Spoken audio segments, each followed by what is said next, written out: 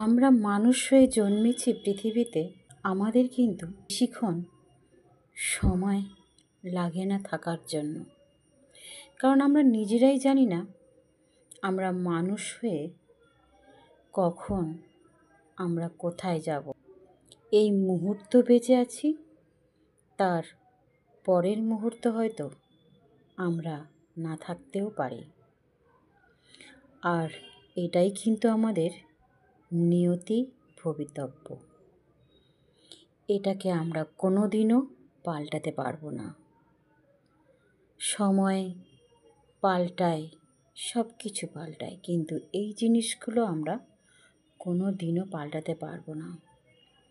তাই কখন আমরা আমাদের প্রিয়জনকে হারাই, কখনো আমাদের বন্ধুবান্ধবকে হারাই, আত্মীয় স্বজনকে হারাই, বা এটা আমাদের নিজেদের জন্যও হতে পারে। এই মুহূর্ত আমরা বেঁচে আছি, কথা বলছি, পরের মুহূর্ত হয়তো আমি নাও থাকতে পারি, আমরা নাও থাকতে পারি। তাই বেঁচে থাকাকালীন আমরা কি মানুষের সাথে ব্যবহার করি, কত হিংসা করি, কত লড়াই, যুদ্ধ, দাঙ্গা, এইসব তখন আমরা ভুলে যাই যে এগুলো আমরা মানুষের সঙ্গে করছি, হয়তো এর পরের মুহূর্ত না বেঁচে থাকতে পারি। আজকে আমরা যে মানুষটাকে দেখতে পাচ্ছি, এই মানুষটাও কি বুঝতে পেরেছিল যে সে তার প্রাণ হারাবে?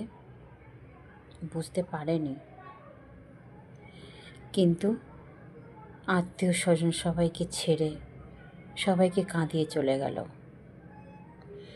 কত সুন্দর তার গানের গলা, কত মানুষকে তিনি গান দিয়ে তার দিকে তিনি আকর্ষণ করেছে, কত মানুষকে ভালোবেসেছে, কত মানুষের পাশে দাঁড়িয়েছে। আর সেই মানুষটা হঠাৎ করে যখন চলে যায়, তাদের প্রিয় মানুষদের তো আমরাই এত কষ্ট পাচ্ছি, তাহলে প্রিয় মানুষরা আরও কত কষ্ট পাচ্ছে। কারণ ভালোবাসার মানুষ ছিল, ভালো গান করত। তো সেই জন্য এই মানুষ, এই মুহূর্ত বেঁচে আছি, পরের মুহূর্ত হয়তো নাও থাকতে পারি। তাই যতটুকু সময় আমরা বেঁচে থাকব, আমরা যেন মানুষের সঙ্গে একটু ভালো ব্যবহার করি। তাই আসো আমরা নিজেরা শপথ করি যে যতটুকু পারবো, জানি আমরা মানুষ হিসাবে আমরা দুর্বল, আমরা রাগের মাথায় অনেক কিছু করে ফেলি, অনেক কিছু বলে ফেলি,